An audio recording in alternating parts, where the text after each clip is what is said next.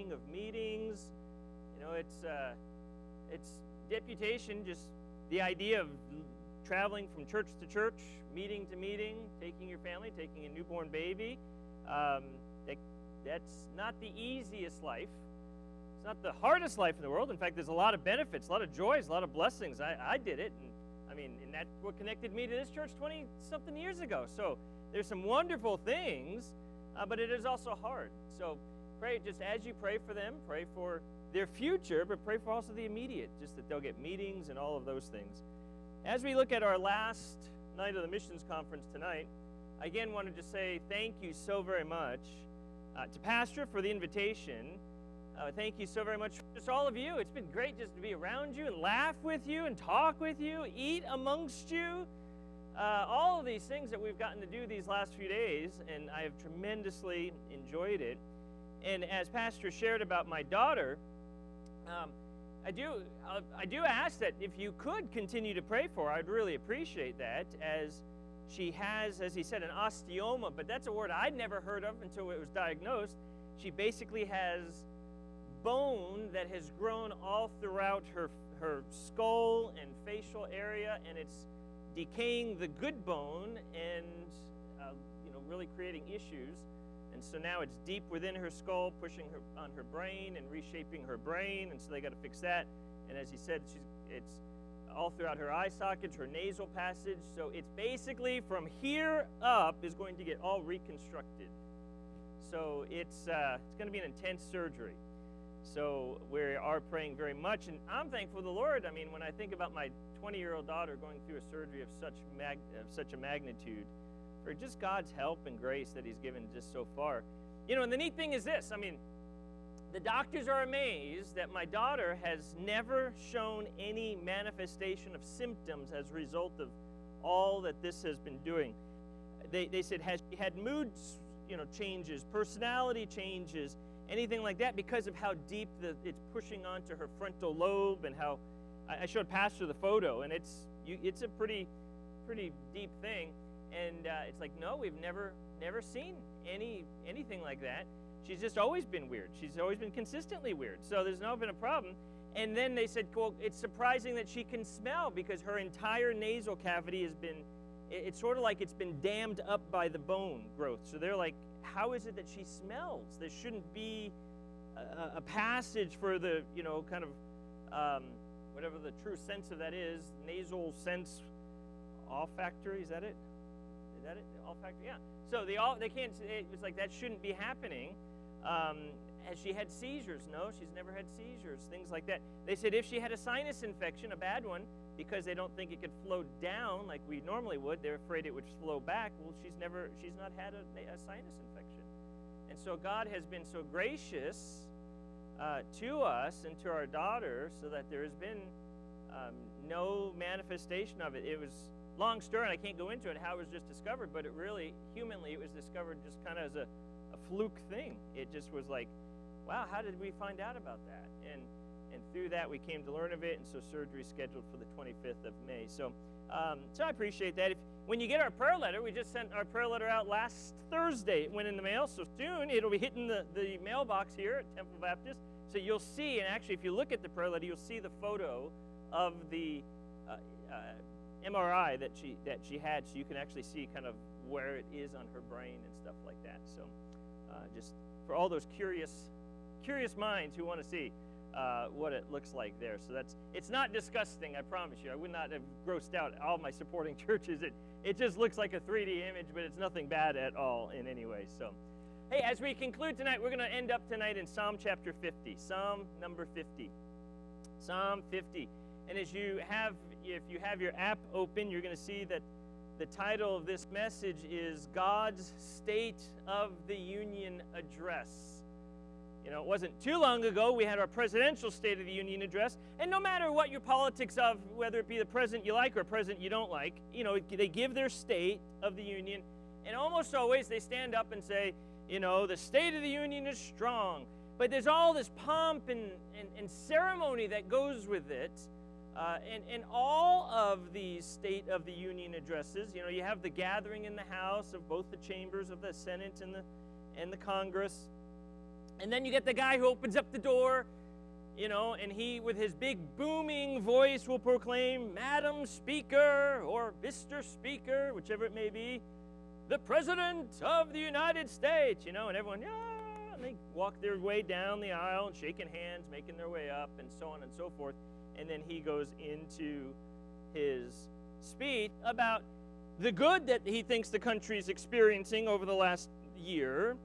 Then usually in a State of the Union speech, he goes through the bad. These are the problems. This is what we want to do to fix those problems.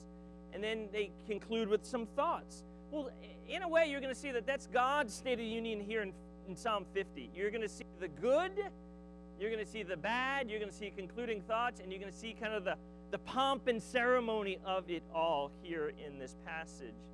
So we're going to start here in the first 6 verses, and we're going to see, number 1, if you have your taking notes there, it's going to be the awe-inspiring entrance. The awe-inspiring entrance. And it starts this way. The mighty God, even the Lord, hath spoken, and called the earth from the rising of the sun unto the going down thereof. Out of Zion, the perfection of beauty, God hath shined. Our God shall come and shall not keep silence. A fire shall devour before him, and it shall be very tempestuous round about him. He shall call to the heavens from above and to the earth, that he may judge his people.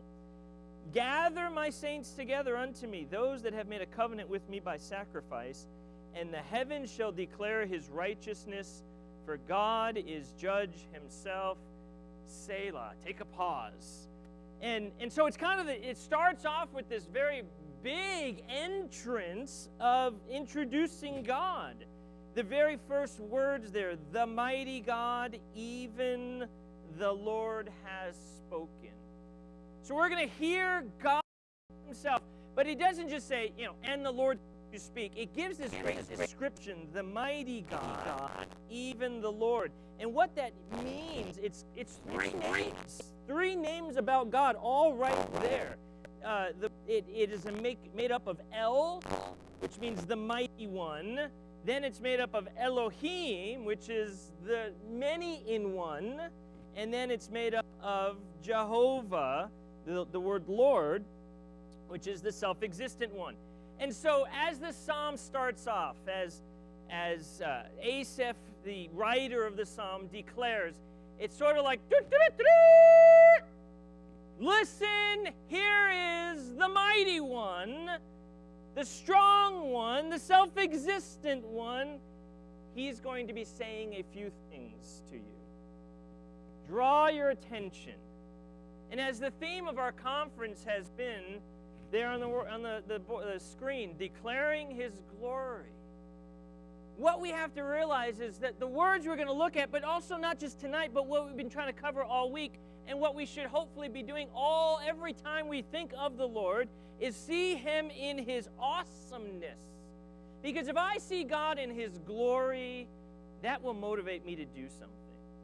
Because can I tell you the truth? And I think this is one of the reasons we don't have as many people going forth into missions as used to be.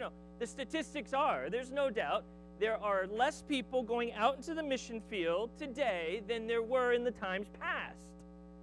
And there's a lot of reasons for that. And I think one of the top tier reasons for that is because we have just lost the glory of who God is. Because, I'm glad I'm saved, so I may not be so motivated because someone else doesn't have it. Just because I have food doesn't mean I'm feeling bad that everyone else doesn't have food. I mean, we eat that every night when we're eating. Do we sit and go, oh, I have food, but the people in the world don't? It doesn't. Sometimes we think about it, right? Parents say, don't you know there's starving kids in China that could use your food? And we use that. But it doesn't really, it's like, yeah, we know it's a truth, but it doesn't really motivate us. We still waste food. We still do all these things. So when we say, everyone out there is dying without Jesus Christ on their way to eternity, sometimes it loses that impact because I'm realizing, hey, I got what I need. But when I think about the glory of God, and I'm consumed with who he is, and that is in my vision, that is in my heart, that is in my mind, that is my thinking, then as he speaks, then I want to listen. and I want others to know of him. Think about it this way. When someone you love, every grandparent loves to talk about their grandkids, right? I mean, how many of you have sat through listening to grandparents talk about something their grandkids have done? Why? Because they're consumed with their grandkids in a good, healthy way. You know, grandkids are the reward for not killing your own kids, all those statements we make, you know. If I knew grandkids were this much fun, I would have had them straight away. All of those things. Why? Because we understand. We're consumed with them, so we want to do for them. We want to be with them. We'll sit through their football games. We'll sit through their recitals. We'll sit through all those things when they're playing badly on an instrument. We're like, that was the best thing ever. You know, we tell all our friends. Why? Because we're consumed with them. And as we think about God, we've got to just be consumed with who he is. He is the mighty one. He is Elohim. He is Jehovah. And so we're not listening to man's thoughts. We're listening to God's thoughts and statements. And then it has this very fanfarish opening, just like in a State of the Union, trumpets and someone announcing. We see that here, that he's going to call everyone. And he called the earth, verse number 1 again. He called the earth from the rising of the sun to the going down thereof. Verse 3, a fire shall devour before him, shall be very tempestuous. He calls to the heavens from above, to the earth he may judge his people. Gather my saints together, and those that have made a covenant with me. So he's saying, hey, listen up, everyone. He wants nature to listen.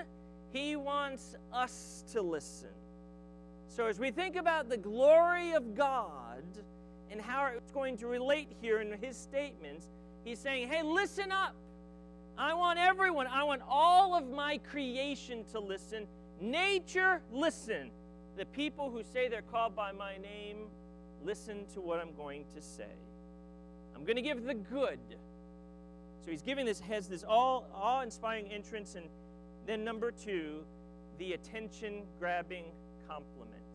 The attention-grabbing compliment. He says this in verse number 7. Hear, O my people, and I will speak. O Israel, and I will testify against thee. I am God, even thy God. I will not reprove thee for thy sacrifices or thy burnt offerings to have been continually before me. What God is saying is this. Okay, he's got their attention. Everyone listen up. Nature, listen up. He says, all right, Israel, these to my people, I want to say something. He says, I cannot say anything bad about your giving of sacrifices. He says, they've been continually before me. He's realizing and stating to them, hey, I see what you have been giving unto me. I see all that you've been offering unto me. And he says, I can't say anything bad about it. You're doing a wonderful job in that. Obviously, this is a good thing. This is a positive thing. The spirit of giving unto the Lord, that should just flow out of us because of who he is to us. Again, think about any relation in your life. For those that are close to you, we're more willing to give to them, are we not? Husbands said to their wives, I'm sure it's somewhere along the line in their marriage, they say, I would give my life for you. For a parent to a child, if they needed a body part, I would give my kidney for you. I'd give my bone marrow to you. I would give whatever you need to you. The more someone is closer to us, and the more we think of them, the more we're willing to give to them, right? I mean, I know you like me, but if I just said, hey, I need your bone marrow, I don't think people are going to be volunteering in lines up like, hey, well, give it, I'll take, you can take mine. But if your spouse or your kid, how are you going to respond? Take whatever you need. Because why? The more we love someone and the closer we are to them, we're going to have a spirit of giving. You know, if some guy from outside Walmart comes up to you and says, hey, can I have something? We'll be like, yoo-hoo. But if our child, grandchild, spouse says, I need this, not just wanting something, but need this, would we not do whatever we need to do for them? That's our heart. And so as we draw closer to God and get consumed with who he is, there should be a response in giving unto him. And I was telling Pastor, we had lunch today in the finest barbecue place in Kingsport. It was on Center Street, right? It was really good. Center Street barbecue. Have him take you. Find out what it is. I'll keep it a secret. Have him take you. So find out, and you'll see how much he loves you because he gives to those he loves. Okay, so there you go. So we were there, and we were just talking about the conference and things and these services, and I said this. I said, Pastor, I so appreciate that he doesn't have one of those like thermometers on, like, hey, let's get to this much money in our faith promise, because it's not so much about how much money is being given. And I told him, to me, the best missions conference is not a total amount of money given, but is if there's 100% participation in giving. Because all of us should be consumed with God and want to give unto him. If he's done so much for us and we say he's this awesome God that we sing to and praise and see him as the mighty one, see him as Jehovah, then it should be, I want to give and I want others to know of him. I want to declare his glory among the nations. And so, Lord, because I want you to be known by people in Mozambique, in South Africa, in Thailand, in Australia, in New Zealand, in Germany. I want these people who know not of you to know of you. I want to give. And can I encourage you, 100% participation. It's not about how much you give, because if you have a heart to give, you'll give what you can give. And so the Lord says here, I see what you give. I can't say anything bad about that, as he says to his people. But then we go to an alarming criticism, point number 3. An alarming criticism. Verse number 9. Okay, verse, again, in context. Let's read it in context. Verse 8. I will not reprove thee, so I'm not going to correct you for your sacrifices or your burnt offerings that have been continually before me. I will take no bullock out of thy house, nor he-goats out of thy folds, for every beast of the forest is mine, and the cattle upon 1,000 hills. I know all the fowls of the mountains, and the wild beasts of the field are mine. If I were hungry, I would not tell thee, for the world is mine, and the fullness thereof. Will I eat the flesh of bulls, or drink the blood of goats? You see, God's going to give some rhetorical questions. Now, there's a verse in there you're probably familiar with. You know that verse number 10? For every beast of the forest is mine, cattle upon 1,000 hills. You know that song, you know, he's I have it written down here. He owns the cattle on 1,000. I'm not singing. I embarrassed myself yesterday. All right, so he owns the cattle on 1,000 hills, the wealth in every mine. He owns the rivers and the rocks and rills, the sun and stars that shine. Wonderful riches more than tongue can tell. He is my father, so they're mine as well. He owns the cattle on 1,000 hills, and I know that he'll care for me. And how many times have we even said that? It's like, I have a need, so I'm so thankful that my God's the God who owns the cattle on 1,000 hills. Can I tell you, that's not the context of what he's saying here. We sort of kind of pull that out. Now, the truth is the same, but he's using it as a negative towards Israel, rather than, hey, Israel, guess what? I got it all. I'm going to bless you. No, that's not. He's not saying this towards Israel. He's basically saying this. Israel, I gave you a compliment. I gave you this awesome, attention-grabbing compliment, but I have an alarming criticism. He says, because I own everything, I don't need anything of you. I own 1,000 cattle on 1,000 hills. I don't need stuff from you. God says, I don't need your money. I don't need your offering. I don't need your sacrifices. I don't need your bulls. I don't need your goats. I don't need these things. I'm God. What am I? Are you going to feed me? That's what he says. Am I going to, verse 13, are you going to feed me the flesh of bulls or drink the blood of goats? I mean, is God hungry that he needs to come to us and say, oh, Israel, give me a sacrifice because, oh, my belly's rumbling here? He says, no, I own everything. I don't need your sacrifices. Now, that's a powerful statement. He says, you're doing great in giving, but I don't need it. Now, that seems like a contrast, doesn't it? I mean, we got the State of the Union. He said the good. Now he's going to say the bad. so he goes into that next statement, verse number 14. He tells them what he does want. Offer unto God thanksgiving, and pay thy vows unto the Most High, and call upon me in the day of trouble. I will deliver thee, and thou shalt glorify me. What God is saying to his people is, I don't need you to give me stuff. You're not doing anything for me, God, when you give me things. He says, I want your heart. Give me your heart. Give me a heart of praise. He says there, where he says in verse 14, offer unto God thanksgiving. He wants us to praise him. God, you are an awesome God. You are the one that we want to declare your glory amongst the nation. You are the God, the mighty one, the Jehovah. You are the self-existent one. God, I want to give you my praise. That's what he wants. He wants our hearts. He wants our worship. He wants these things. He's like, I don't need your goods. I want your heart. Praise me. And he says, pay thy vows unto the Most High. It means commit unto him. God, I commit unto you my life.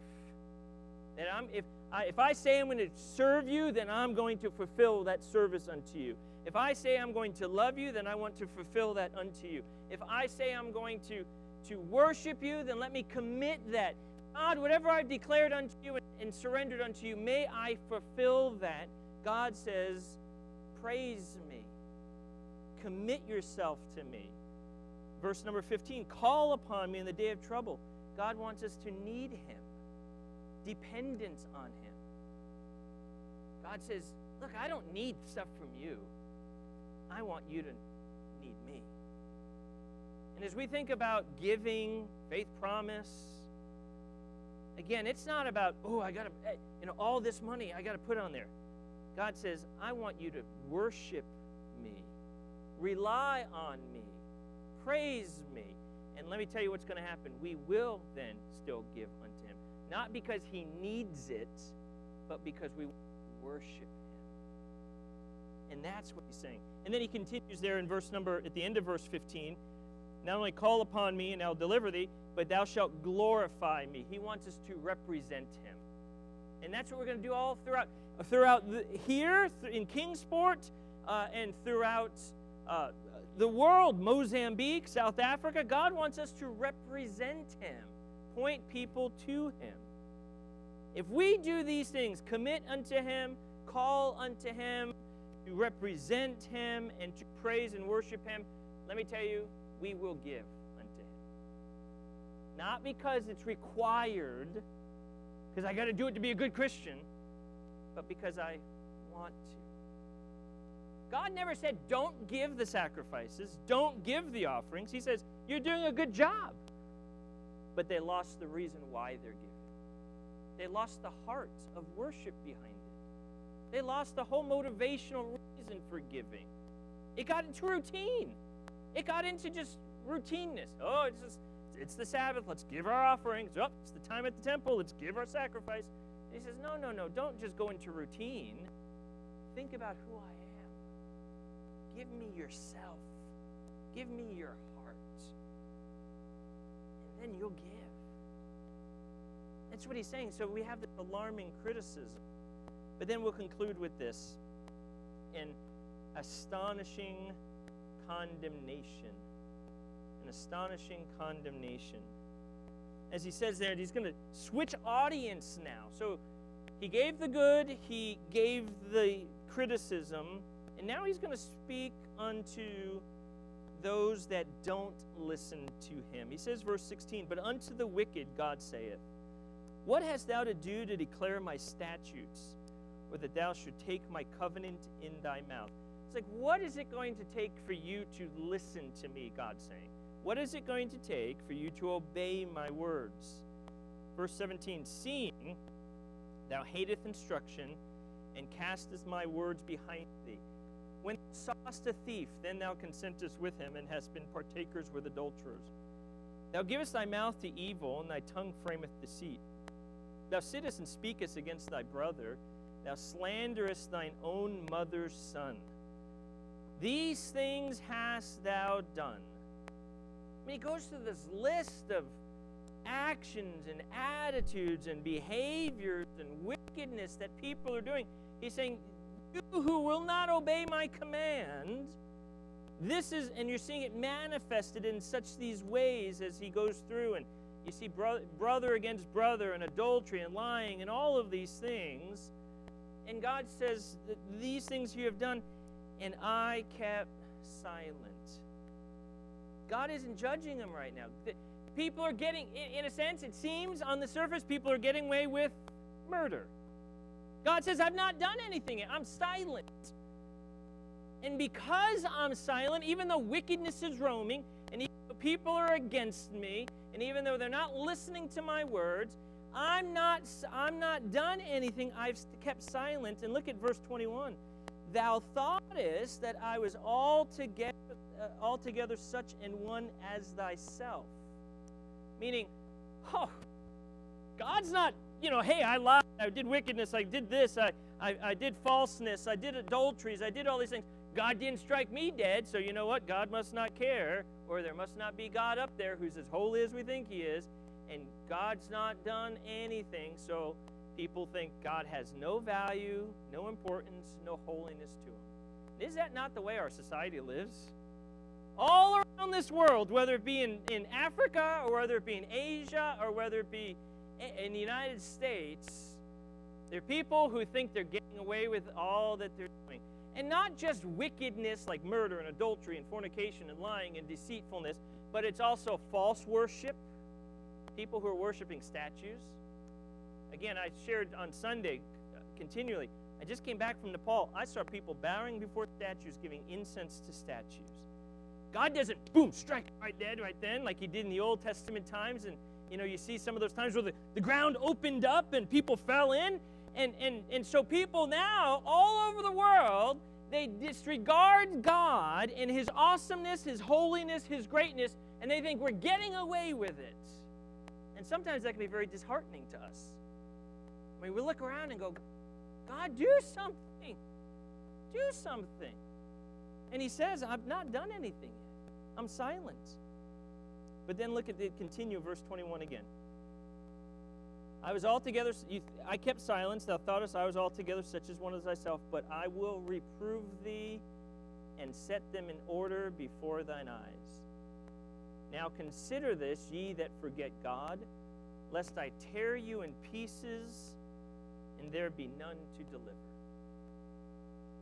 There's a lot of wickedness. There's a lot of false worship. There's a lot of animism, spirit worship, demonic worship, ancestral worship. There's a lot of hedonism, a lot of corruptness. God says, right now I am silent. But there will be a day when I will judge. Can I tell you, and that is the day that we long for, but it is also a day when I realize that there's billions upon this earth who will face God as judge because they've never put their faith and trust in Jesus Christ. There are people in Mozambique who are going to stand before God as judge and will endure his wrath, suffering for eternity in the lake of fire because they never responded to who he is in Jesus Christ. There are people in Nepal who they're going through their life right now, but one day they will realize that it's not the devils and it's not the spirits that control everything. It's Jehovah God. And they're going to suffer his wrath, suffering forever in the lake of fire. And so this day is going to come, which means our time is short. If we're going to act, we have got to have an imperativeness to us as we consider what we're doing for missions. There is an imperativeness to get someone like our brother going to Mozambique so that people can hear and be challenged in their thinking regarding who God is. Not everyone's going to be saved. We know that. But boy, there's so many people who've never even considered Jesus Christ yet. I understand in Nepal or in Thailand, in Cambodia, and Laos, and Timor-Leste, and Bangladesh, where Christianity is less than 1%. I understand that not everyone's going to respond in faith to Jesus Christ, but I sure want them to have an opportunity to at least consider him. They don't even have the opportunity.